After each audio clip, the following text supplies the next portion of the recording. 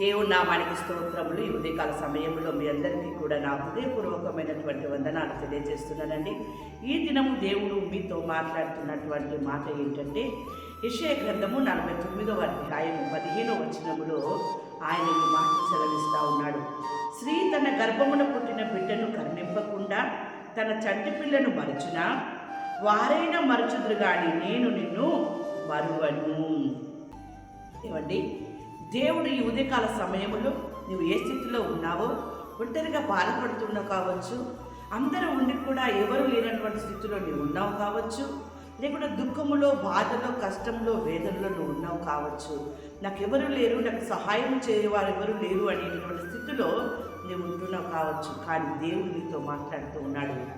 ఎవరు ఉన్నా ఎవరు లేకపోయినా నేను నిన్ను మరువను అంటూ ఉన్నాడు. ధైర్యంగా మాట్లాడుతున్నాడు ఆయన, నీకు ధైర్యపరచడానికి మాట్లాడుతున్నాడు ఆయన, నిన్ను ఓదార్చడానికి మాట్లాడుతున్నాడు ఆయన. ఒకవేళ తల్లి తన బిడ్డను మర్చుతుందేమో కానీ నేను నిన్ను మరువను అంటూ ఉన్నాడు. ముదిమి వచ్చే వరకు ఎత్తుకొని వాడను నేనే అంటూ ఉన్నాడు. అంతేకాదు ఆయన ఒక మాట సెలవిస్తూ ఉన్నాడు. ఎందుకు మీరు బాధపడుతూ ఉన్నారు, ఎందుకు మీరు వేదన పడుతూ లోపల కృంగిపోతూ ఉన్నారు, చూడుము నా అరచేతుల మీదనే నిన్ను చెక్కియున్నాను. ఎంత చక్కని మాట.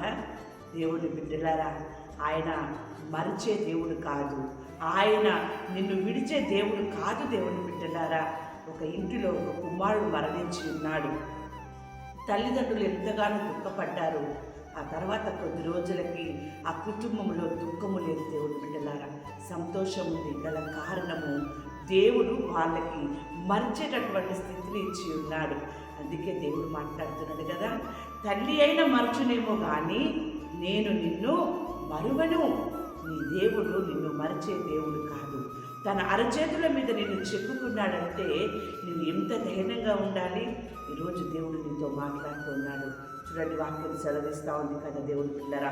ఇర్మియా గ్రంథం 4వ అధ్యాయం 14వ వచనములో, యెరూషలేమా నీవు రక్షింపబడినట్లు నీ హృదయములో నుండి చెడుతనమును కడిగి వేసుకొను. దేవుడు నిన్ను మరవకుండా తన అరచేతుల మీద చెప్పుకునేటటువంటి స్థితి నీకు రావాలి అంటే నువ్వు నీ హృదయంలో ఉన్న చెడుతనమును నీవు కడిగి వేసుకోవాలి. దేవుడు పెట్టారు. నువ్వు శుద్ధుడుగా ఉండాలి, నువ్వు పరిశుద్ధుడుగా ఉండాలి. దేవుడికి ఇష్టమైనటువంటి కుమారుడుగా, కుమార్తెగా నీ అంతరంగమును, నీ బాహ్య యొక్క మాటలు, క్రియలు కూడా ఎప్పుడైతే అలా ఉంటాయో నీ దేవుడు నిన్ను మరువడు. చూడండి, వాక్యం సెలవిస్తూ ఉంది కదా.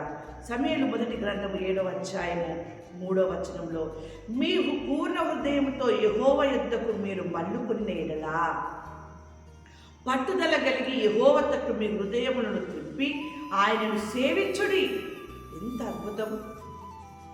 ఎవరు లేరు అని నువ్వు ఎందుకు అనుకుంటున్నావు? నీ పూర్ణ హృదయంతో యెహోవా యొద్దకు మీరు మల్లుకున్న ఎడలా పట్టుదల కలిగి యెహోవా తట్టు మీ హృదయములను, అనగా మీ యొక్క పాపముతో ఉన్న హృదయాన్ని మీరు కడిగి వేసుకున్నారు కదా, మీరు శుద్ధి చేసుకున్నారు కదా, ఈ ఖాళీగా ఉన్నటువంటి ఈ హృదయాన్ని దేవుడి తట్టు తిరిపినట్లయితే నిన్ను దేవుడు ఆయన మరువడు. దేవుడు అంటారా, ఆయన వైపు మీ హృదయాన్ని తిప్పండి, మీలో ఉన్న పాపాన్ని తొలగించుకోండి, మీ పాపాన్ని క్షమించు ప్రభు అని అడగండి, మీ పాపాలు మీరు ఒప్పుకొని ఖాళీ అయిపోయిన నీ హృదయంతో ఆయన వైపు తిరుగు. నీవే నాకు దిక్కు ప్రభువా, నాకెవరు లేరు నైనా, నేను ఒంటరి వాడిని, ఒంటరి దానను అని నీవు ఎప్పుడైతే ఆయన వైపు హృదయపూర్వకంగా తిరుగుతావో, లేదా నీవు ఎప్పుడైతే హృదయపూర్వకంగా ఆయనని నువ్వు సేవిస్తావో, అప్పుడు దేవుడు నిన్ను మరిచే దేవుడుగా ఉన్నాడు. నిన్ను మరవను అంటూ ఉన్నాడు ఆయన. నేను నిన్ను మరవను, విడువను, ఎడబాయను అంటూ ఉన్నాడు. ఎంత చక్కని మాట ఈ ఉదయకాల సమయంలో దేవుడు నీతో మాట్లాడుతూ ఉన్నాడు. ఇక ఎందుకమ్మా నీకు దిగులు, ఎందుకయ్యా నీకు దిగులు? దేవుని ఎంత విశ్వాసం వచ్చి వాక్యం సెలవిస్తూ ఉంది కదా, నిరీక్షణ గలవారై సంతోషించుచు శ్రమ ఎందు ఓర్పు గలవారై ప్రార్థన ఎందు పట్టుదల కలిగి ఉంటుడి. నీకు శ్రమ వచ్చిందని అనుకుని బాధపడుతున్నావా? నువ్వు నిరీక్షణ గలవారై నువ్వు సంతోషిస్తూ నువ్వు ప్రార్థన చెయ్యి. ఒంటరిగా ఉండి ప్రార్థన చెయ్యి. దేవుడు నీకు ఇచ్చిన అవకాశమేమో, ఆయనతో గడపడానికి, నీ హృదయం ఆయన వైపు త్రిప్పుకోవడానికి ఇది గొప్ప అవకాశమేమో. ఈ అవకాశాన్ని వదులుకోకుండా నువ్వు ఆయన వైపు నువ్వు తిరిగి సంతోషించినట్లయితే ఆయన నిన్ను మరవక, నిన్ను విడవక, నిన్ను కాపాడే దేవుడుగా ఉంటూ ఉన్నాడు. ఏ స్థితిలో నువ్వు శ్రమ అనుభవిస్తున్నావో ఆ స్థితి నుంచి ఆయన నిన్ను విడిపించే దేవుడుగా ఉంటూ ఉన్నాడు. ఆ రీతిగా దేవుడు నీకు తోడయ్యండి, నిన్ను విడిపించి, నిన్ను ఆదరించి, నీకు విజయము నుంచి నిండారుగా నిన్ను, నీ కుటుంబాన్ని